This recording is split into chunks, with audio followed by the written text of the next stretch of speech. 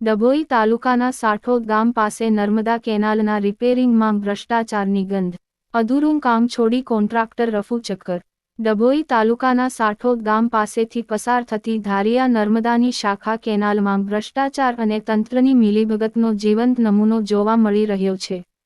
અગાઉ મીડિયામાં અહેવાલ પ્રસિદ્ધ થયા બાદ તંત્ર સફાળું જાગ્યું તો ખરું, પણ રિપેરિંગના નામે માત્ર વેઠ ઉતારવામાં આવી હોય તેવી સ્થિતિ સર્જાઈ છે. રિપેરિંગ કે માત્ર દેખાવ? સ્થાનિકોના જણાવ્યા અનુસાર કેનાલનું રિપેરિંગ કામ શરૂ તો કરવામાં આવ્યું હતું, પરંતુ તે પૂર્ણ કર્યા વગર જ અધવચ્ચે છોડી દેવામાં આવ્યું છે. કેનાલ હજુ પણ અનેક જગ્યાએથી તૂટેલી હાલતમાં છે. નવાઈની વાત તો એ છે કે જે કામ થયું છે તે પણ અત્યંત હલકી ગુણવત્તાનું હોવાની બૂમો ઉઠી રહી છે. જનતાના વેધક સવાલો.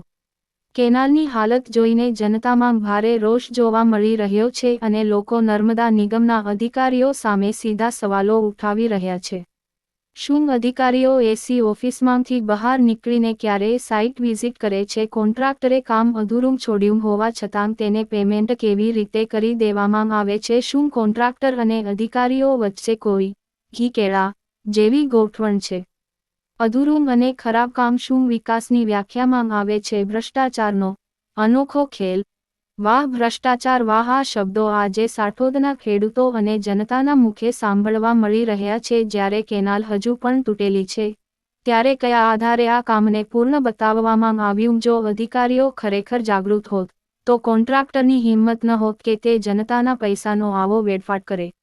લોકમુખે ચચા સાહેબો, જરા એસી ઓફિસમાંથી બહાર નીકળો અને જમીની હકીકત જુઓ. ખેડૂતોના હિત માટે બનેલી કેનાલો જો ભ્રષ્ટાચારની ભેટ ચડી જશે તો વિકાસના દાવા પોકળ સાબિત થશે. હવે જોવાનું એ રહે છે કે આ અહેવાલ બાદ નર્મદા નિગમના ઉચ્ચ અધિકારીઓ કુંભકર્ણની નિદ્રામાંથી જાગીને કોન્ટ્રાક્ટર પર કડક પગલાં લે છે કે પછી સબ ચલતા હૈની નીતિ ચાલુ રહેશે.